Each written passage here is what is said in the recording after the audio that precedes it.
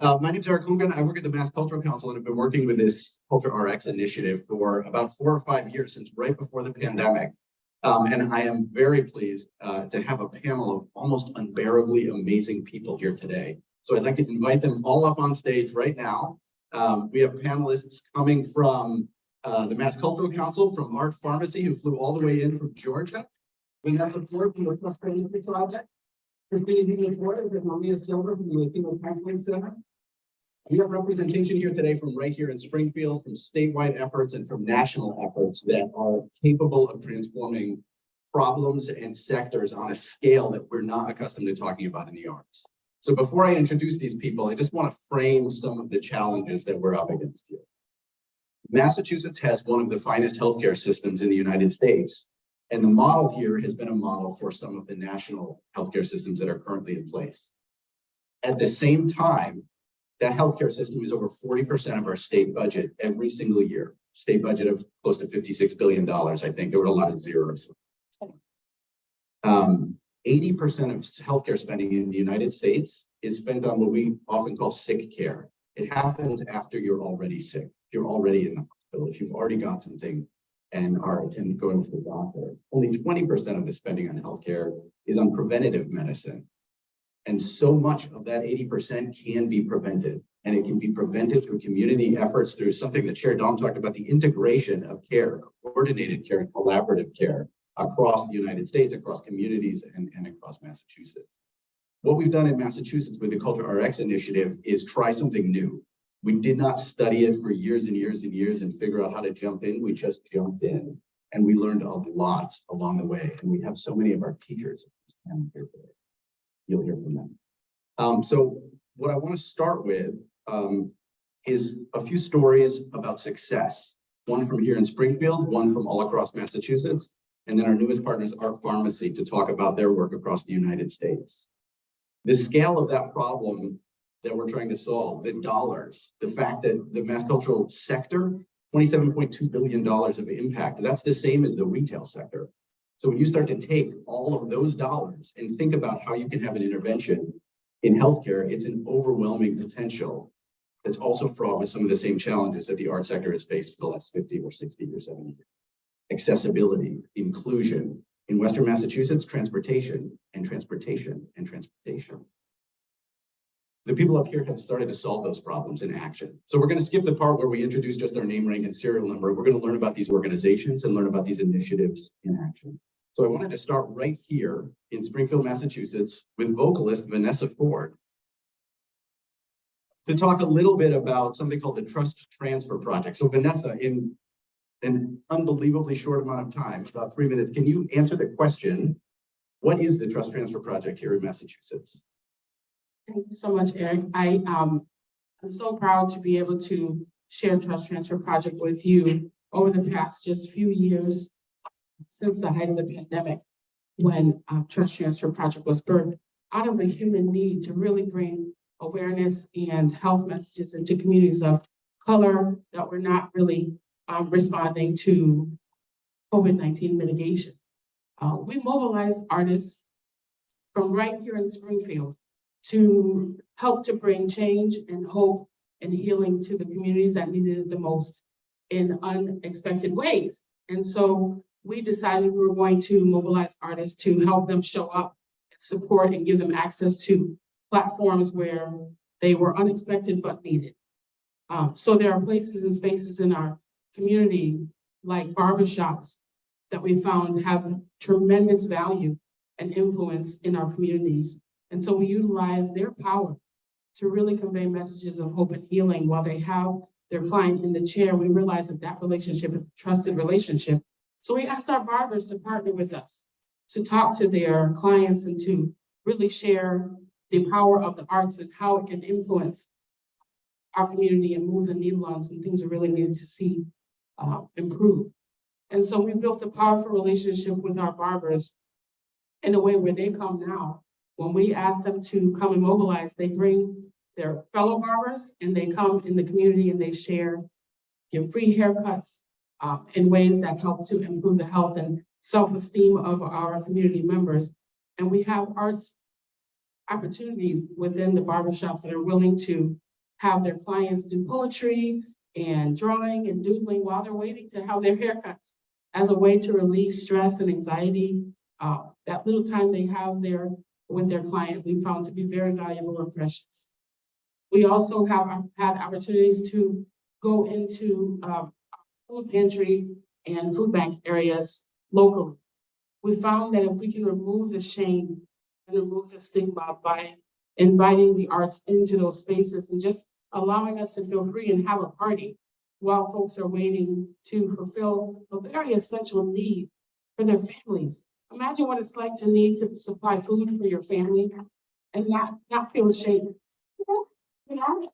So while cars are lined up in parking lots, waiting for food, waiting for bags of groceries, we're just going to allow you to do some African drumming and kids to have an opportunity to come over to do some artwork. And we don't want that shame to be on our parents to be able to go and do something so essential like caring for your family to get food. So we're trying to help in the ways that we can to bring positive impact into spaces that are unexpected. Another place we can really say that we've made impact is having our artists show up in spaces from the very beginning. We want our teaching artists to know that there's power in their voice from the very beginning and that it affects the outcome, that we can be part of the planning of everyday challenges in our lives in our community.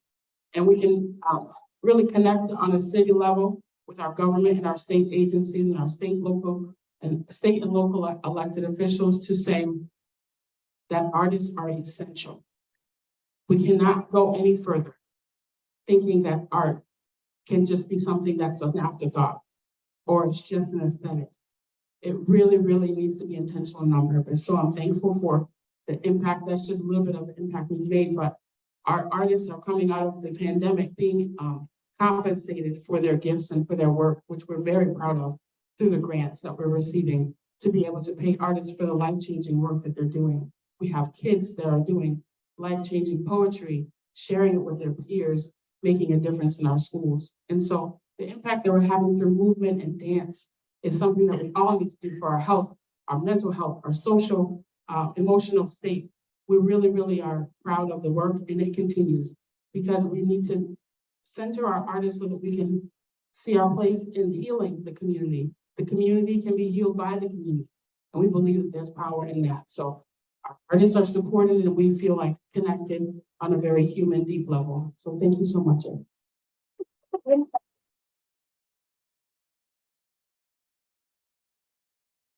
You all may have noticed right now that Vanessa is very humble, so I'm going to brag on her behalf. The work that artists did through the Trust Transfer Project to create positive vaccine messaging for communities that they were from was recognized nationally and supported by the CDC during the height of the pandemic.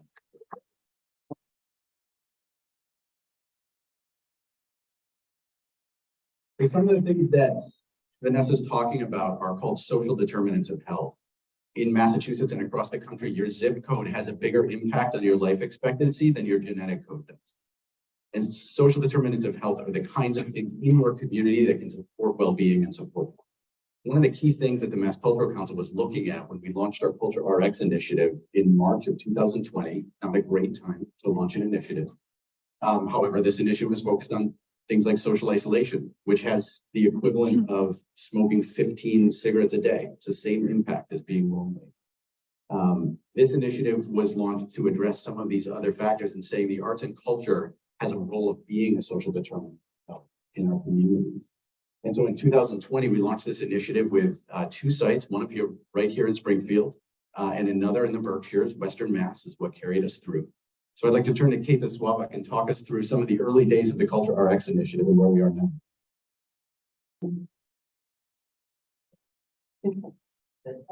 Is on? Yeah, I just really wanted to first mention too, Vanessa, it reminded me of a quote by Jane Jacobs that every community has seeds for its own regeneration. But we also know that all the soil is not the same. And what I feel like you have done here at Springfield has done is how do we nurture the soil? And that's what arts do. We can be leaned on, and that's what we're trying to say across the sectors. But okay, 3 minutes or 3 years. So here we go. So modeled after 20 years of work in the UK, and Montreal, and Canada. In January 2020, we launched the first US version of social prescription. So the social prescription pilot is this notion of how do we have professional care providers referring patients or clients to partnered arts and cultural organizations in the community for the benefit of support, connection, inspiration, or well-being, that nurturance to that soil. So phase 1 consisted of funding 8 organizations who were part of 2 health clinics in Western Mass to provide referrals and programming to young people and families. And even though this was an incredibly challenging time, as Erik just mentioned, we were able to expand into phase 2 and phase 3, which is where we were able to bring it to the whole state. So we funded 12 organizations and partnered with 30 different health providers with the additional goals of learning how, when, whether, for whom programs are affecting health outcomes. In June 2022, we were able to release the first report. Dr. Tasha Golden, if you haven't heard of her, oh my gosh, look her up. She's incredible. She was our researcher. We did the evaluation of social prescription pilot based on the 500 prescriptions. And now in 2023, over these past 3 years, we've had 1,940 prescriptions with over 30 healthcare providers. So what have we learned? Oh yeah. So 2 big things that we really learned. 1, providers are really excited and recommend this expansion. One provider said it feels like prescribing beauty in people's lives. Participants also reported overwhelmingly positive experiences. We had 92% that had said that they would love to repeat this experience. And just a quick example, like community arts, access to the arts, Käthe was known as, in the Berkshires, was able to offer weekend workshops for young people with disabilities. But they combined with their caregivers who are meeting in another place, and they made it on the weekends. All these things they had never thought about doing before, but the community said, this is what works for us. And so their caregivers were part of this prescription package. And they received comments like, I have never felt this relaxed in a long time. And there are a few activities that our families can really do together, and this was so special. So we found that prescriptions offer a more holistic care model that leverages the vitality of arts and culture. But we found out too, oh my gosh, this is complex, right? That this is very difficult, and we are not here to do it alone. We need people to lean on. And thankfully, we have, by creating this field guide and also Arts Pharmacy, which you'll hear more from very soon. So we've been able to partner with Dr. Tasha Golden of Johns Hopkins and Dr. Jill Sankey of the University of Florida Arts and Medicine, along with others, to create what? Why, right here, the Arts on Prescription Field Guide.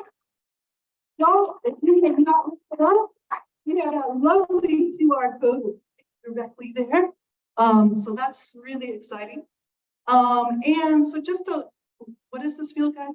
This field guide is actually a roadmap to develop programs to formally integrate arts, culture, nature, resources into local health and social care systems in order to do 3 main things: elevate whole person care, address social drivers of health, and strengthen cross-sector connections. This year, Art Pharmacy will continue scaling art prescription by strengthening cross-sector partnerships, maximizing the potential of healing across our state, and through their innovative system of care that you will get to hear about next. Thank you, Käthe. One of the other interesting findings when we were running this project was that we had put all sorts of time and energy into this idea that we needed to provide as much research and support and training for professional care providers to write these prescriptions as possible. And when we got to the point of deploying that training, they kind of looked at us and said, it's okay, we get it, we're good. And we just got to move on. And so as we started to scale this, we started to think about how far this could go, not just in Massachusetts and not just in these individual communities, but really across all these sectors. And so we deployed a year-long search. We hired a consultant to find out who is out there that could possibly scale this program and bring it to where it needs to be in Massachusetts. At the end of that search, we found an organization called Art Pharmacy And we have a representative here today from Art Pharmacy who flew all the way in from Georgia, who's been doing this work all across the country. So I'd like to introduce my colleague, who I just met for real this morning, Adrienne from Art Pharmacy, to tell us a little bit about what they're doing. Well, it has given us so much, so many good conversations, relationships so far, but so pleased to be here in Springfield with you all today to have this conversation. My name is Adrienne. I lead the service development and delivery with Art Pharmacy. We are a social prescribing organization company based out of Atlanta, Georgia, where we started to receive referrals and run a social prescribing network down there starting in April of 2022. And have since been able to build what we call a tech-enabled, but people-focused, people-driven healthcare solution that allows care providers to prescribe arts and culture engagement for their clients or their patients. We have a wide range of practitioners who are referring and prescribing, from MDs to school-based health counselors to behavioral health specialists, LCSWs. And so whatever that entry point is, we have seen really wonderful, as Erik said, just welcoming from the healthcare sectors of this solution, and as well, incredible uptake on the side of participants, which just, I think, really shows the thirst and the need for a creative way for people to feel better. And when we say things aren't working as they're working, you got to do something different. The arts culture field artists have been doing mental health and community health work forever. That is the work of arts and artists. And so to be able to tap into that field is really what the social prescribing movement is all about, and really leveraging that and opening it up and making it truly accessible and relevant for people. So we have been able to expand to the Stanford campus. This is starting this fall, providing prescriptions for undergrad and grad students as part of their mental health through their student health center across Georgia. Now in Massachusetts, we're in that partnership building actively, recruiting health systems across the country, building arts and culture partner networks, because we really are in the business of networks. And the way that we work is by activating communities and arts and culture partners that are already in existence, that are already doing the work and know what their community wants and needs, to be able to make that mechanism work and being that bridge and that translator between spaces that maybe have not traditionally talked to each other. So that's a little bit of what we do and how we do it. Pass it on. We are so excited to have our fun with you. And the business that we're bringing to bring this to more communities. We have thousands of cultural organizations in Massachusetts, and we're excited to move beyond the 13, the 19, and the 20 and really scale this up. So as we mentioned at the beginning, the only thing that's simple about social prescription is the concept itself. The rest of the work is fraught with the same challenges that have faced our sector for so many years. When we first started this initiative, we came here to Community Music School of Springfield, and they introduced us to the Caring Health Center, and we met Cristina Huebner Torres, who I'm going to introduce in just a minute. All along the way, we all need sort of guides and teachers, and I think that the Caring Health Center has really been that, to be able to go into this process and question assumptions and learn and listen and grow as a cultural sector to be able to partner effectively with communities and with health centers. So I'd like to introduce Cristina to talk a little bit about her work at the Caring Health Center and some of the things we need to keep in mind as a cultural sector as we engage in this. Thank you. Thanks, everybody. Buenos dias, Cristina Huebner Torres with Caring Health Center. Caring Health Center is a federally qualified community health center, and as sort of an intersection of opportunities, health centers began as a social activist movement in the civil rights movement, and in response to needs of the community in order to get exactly the care that they needed, and quality care. And the arts, as you just mentioned, has been since its inception, since its beginnings, a way for folks to have social outlets and a voice and an arena for activism. Those two things coming together, arts and culture, in the healthcare sector, allow for individuals to be active in their own ways of taking care of themselves, of activating the realities of their lived experiences, of their families, of their generations, transgenerationally, of bringing those narratives up and out to be seen, to be heard, to change the way that we live, to change the way that we create policy. And so this project, when it came, was a really interesting intersection moment. I'm a social epidemiologist, but I'm also a dancer and a somaticist. And in my work as a scholar practitioner, we've built a community wellness center at Caring Health Center, where we host all sorts of things, group exercise, cooking, nutrition, et cetera. But one of the visions has always been to be a place for an intersection between arts and health and culture. It's sort of by definition an area I really identify with. I have this sort of concept of being in between, right? We're all living in between different spaces and places. And so the critical piece, though, is a message that's come up several times today. People have to bring their own conceptualization of what that is to the table, to the conversation, to anything that's being built. To conceptualize it for someone else and then invite them is not the same as having people show up and shape the concept, bring their own talents and skills. When we began the CultureRx project, I was so grateful to the partners, everybody involved, because we said, let's actually take a step back and reflect on all of the culture and arts that already exists and is being actualized every single day in the families and lives and histories and communities of the people we serve. At Caring, we serve in 39 plus languages, largest refugee health assessment site in the state. And so we're a global patient population. And without a doubt, arts and culture are at the heart of what our patients and our consumer board leads with.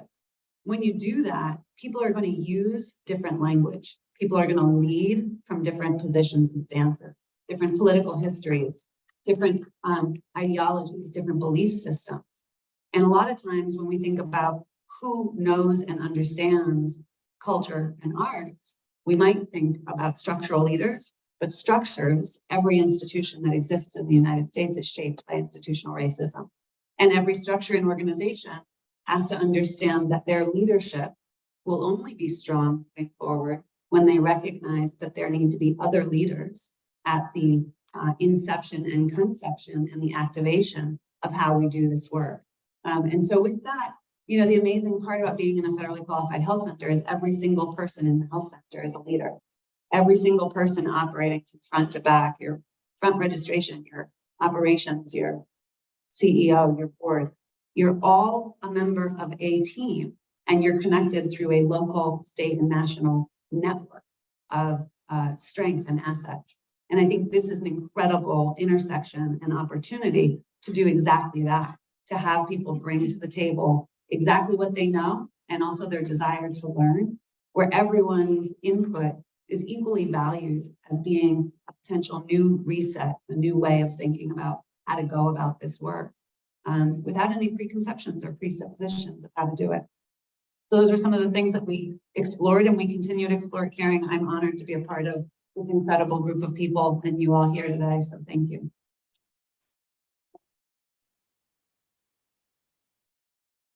One of the things we learned early on was that, and please correct me if I'm wrong, 51% of the governing board of the Caring Health Center is made up of clients. Is that correct? Yeah, it's a 51% consumer-led board, and that's a rule for all federally qualified health centers. That's our governing policy. And it's such a powerful shift for the arts sector to keep away from the thinking that we need to bring music and we need to bring art to other communities, but rather that these communities have it. It's our job to elevate it and facilitate it to come forward.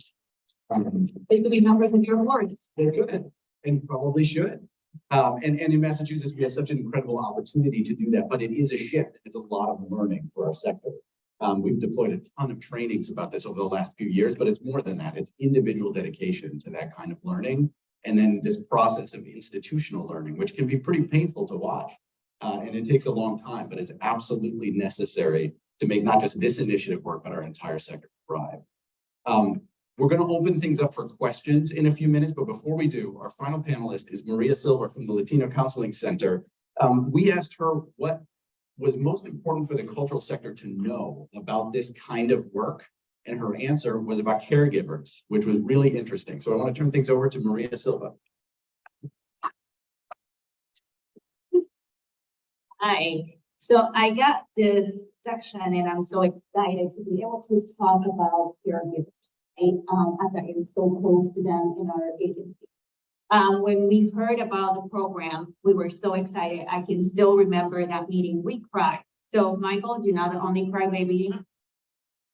Vanessa and I, we opened up with plans, and it was so emotional to be able to bring this not only to our youth, but also to our caregivers, our mental health workers who are on a daily basis working with these kids that are in need, that need to express themselves, who needs the empowerment of something, anything. When we heard it was right after the pandemic, it was closed doors. There was nowhere to run, nowhere to express, no way to do that.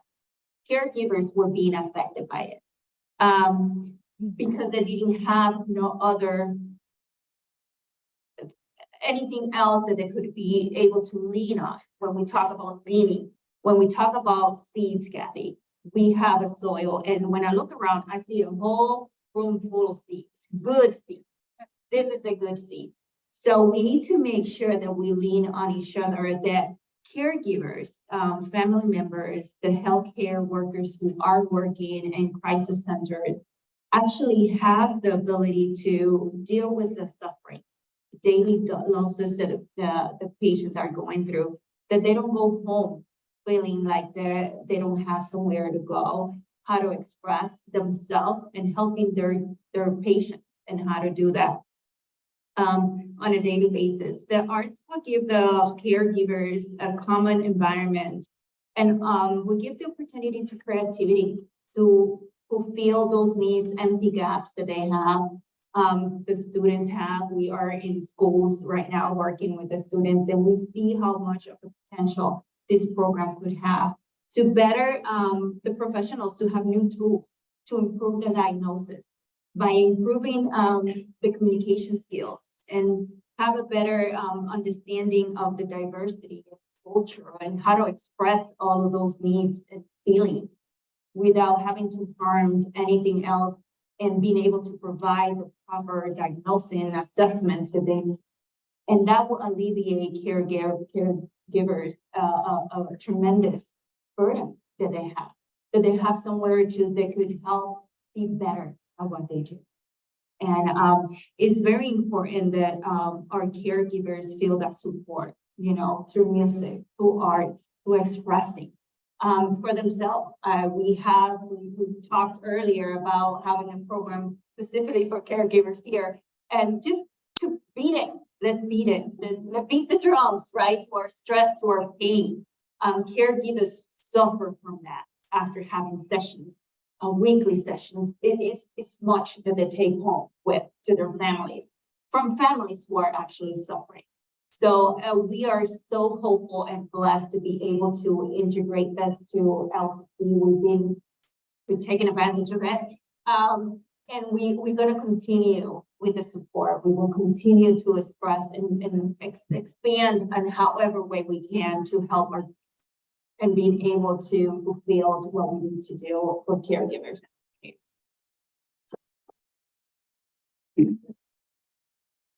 I want to sort of one more question back to Cristina as we're nearing the end of our time.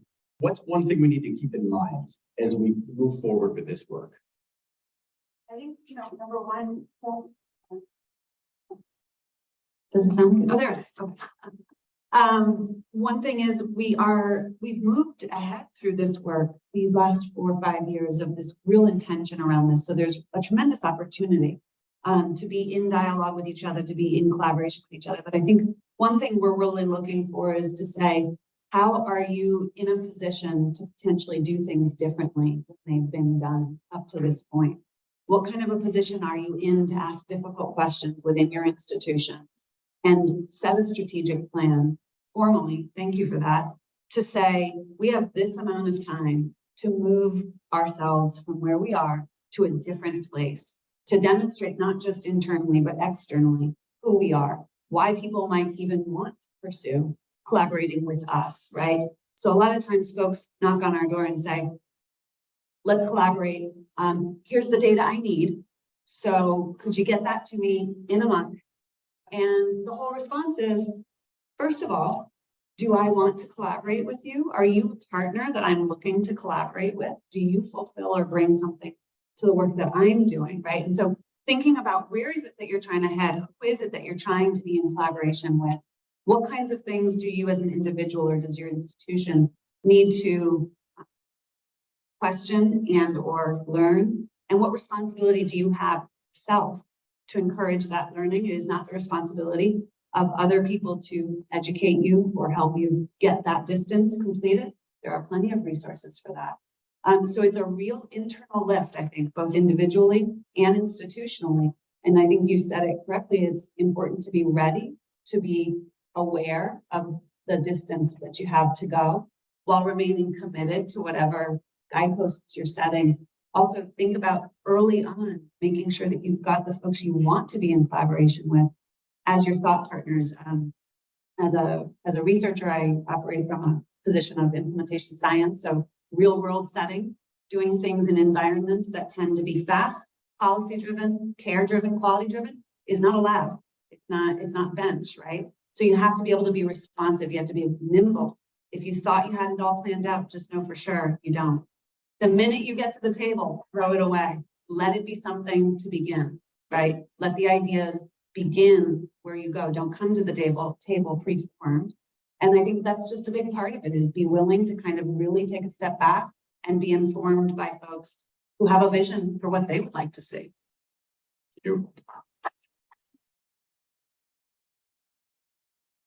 Before we open it up for questions, I want to turn to Adrienne, who flew all the way here from Georgia, and talk about how you can get involved with Art Pharmacy as they begin to scale this work up in Massachusetts.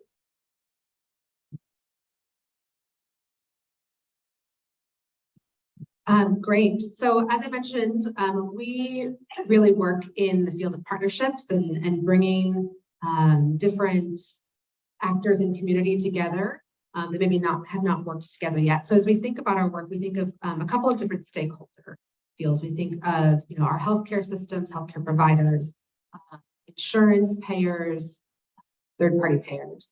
We also think of the arts and culture field. And so it takes members of all of those different communities to be able to make a social prescribing mechanism work. So if you are in any of those fields or multiple of them, looking for folks who are interested in being prescribers, folks who are in a position that could pull in a payer partner, folks that are in the arts and culture field that are already working in the community, to be able to offer that into the network of different options that participants in our pharmacy can select from. So we are in that partnership building right now. So I would love to connect with you and hear where in any of those fields, those activator spaces that you might be to be able to open up doors to your community.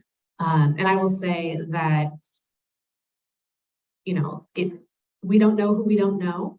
And so the more people that you can introduce us to, it might not be you that is the right person, but someone who is, or you think that there is another artist or another organization that should be part of this network, please, please, please help us get to know every single person of every single in this table.